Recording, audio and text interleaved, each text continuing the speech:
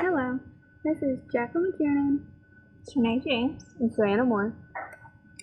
Our quote by Mark Prensky that we will be discussing is, "The students in our classrooms are changing, largely as a result of their outside of school experiences with technology, and are no longer satisfied with an education that doesn't immediately address the real world in which they live."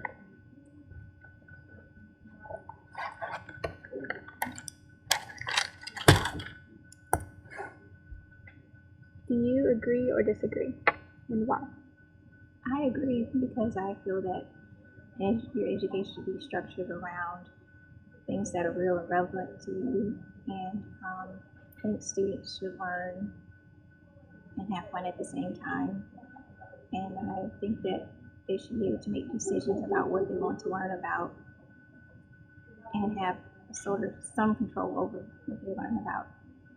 And I think that they benefit from working in groups and working with their peers and be able to exchange and learn things from classmates. I agree too because I think that when you apply something to a real life situation, your student's going to understand it better. Just saying 2 plus 2 equals 4, your student doesn't know why 2 plus 2 equals 4. But if you hand them, 2 baseballs, 2 basketballs, and say 2 baseballs, and now you have 2 basketballs, how many altogether do you have? They're going to understand that they have 4 balls altogether. It's not just a rule that they know 2 plus 2 equals 4. It's them physically being able to see it and understand why 2 plus 2 equals 4. Yeah. I agree because for most kids, school is not their passion. And in school, kids are always told how to act and what to do. And so when they are outside of school, they are given the opportunity to follow their passion and to learn in ways that they are interested in.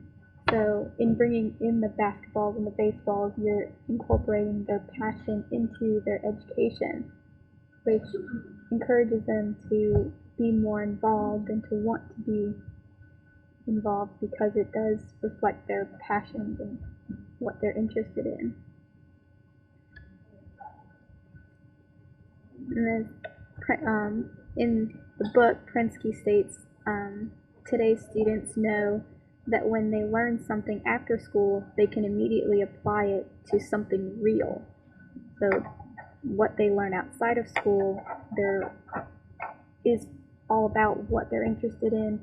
So when you incorporate what they learn outside of school into school, then it does tell them, hey, this will be used one day in the real world.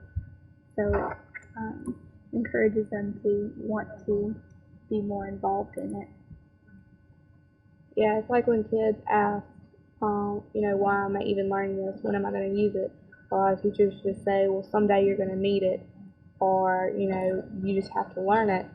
They still don't understand why. Yeah, they don't understand why. Like when you give them a real life example, then they're going to be more cooperative in learning it. Like they're going to actually be like, oh, well, in 2 years when I play high school football, I'm going to understand why I need to know how many yards, how many yards I need to throw it, or how many I need to improve if I'm going to get a touchdown. Like, it's something they're going to need to know.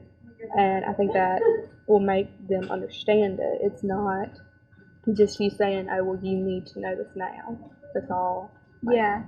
And I know Prensky, he goes on, he talks about that, and he says when students learn to download their work to the internet, or they learn to text and tweet, they're being involved and participating in the social revolutions that are constantly changing. So that gives meaning to the why should I learn this question that they are always asking. And this forces us as teachers to get to know our students individually and learn how to enhance their passions and to incorporate their after-school knowledge into their everyday classroom learning.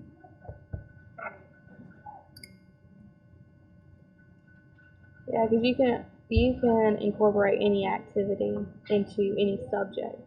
Like if you have a group of dancers who are struggling in science, you break it down. Well, when you do a leap, you're using gravity to, jump in the air, and gravity is what's bringing you back to the ground. And so, every time they go to dance class and they do a leap, they're gonna think, oh well, my teacher taught me why this happens. Like You provided them with a visual. yeah, so the students now understand. Oh, I do use this every day. Like Yeah. it's the reason I come back down to the ground. Like it's the reason I don't fly away. So it gives students more of a concrete reason instead of just some theoretical. Well, this is why it happens. I'm not going to give you an example of it, but I'm just telling you this is why it happens. It's like I know it's the way I learn. Like I have to have an example of what to do. Yeah. I can't just. I don't just trust. It makes it more hands-on, so they can actually see what they're learning being used instead of just being lectured to. Just like in the survey that Prensky does, he asks students what they want out of their education, and they say the top reason or top thing that they want is they do not want to be lectured. Well, that's how most teachers teach. And they sit there and they lecture, they read off PowerPoints and they read off just fact after fact after fact. A lot of teachers, I know I can name quite a few teachers that I've had throughout the years who just read off facts and don't sit there and break it down and say, well, this is why you need to know this and this is how you'll use this. They just say, you need to know this. And then you become lost because you got lost in their PowerPoints and so many words on the page and they didn't break it down step by step. Well, this is this. And then before going on to the next thing, making sure that you understand that it went on to something else and you're just lost. Yeah.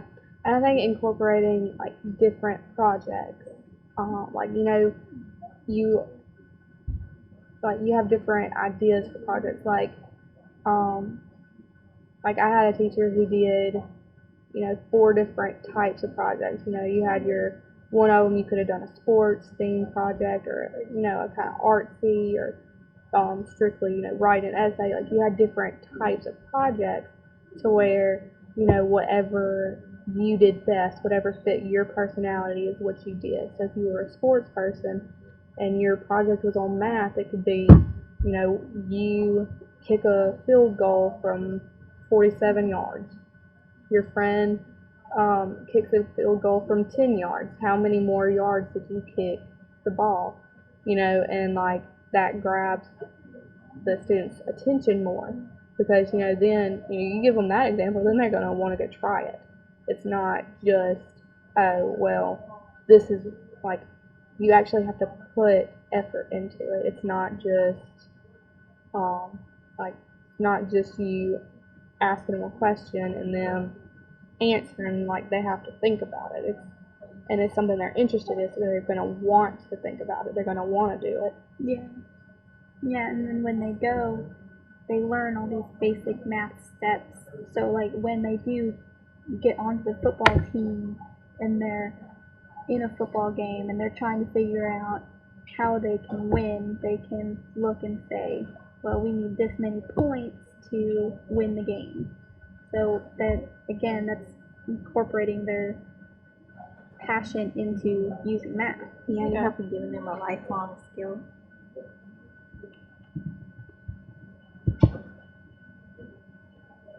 But yeah. So I guess we're almost out of time. So well, thank you. This has been our podcast number 1. I'm Jacqueline McKiernan. I'm Shanae James. I'm Savannah Moore. And thanks for listening to our podcast.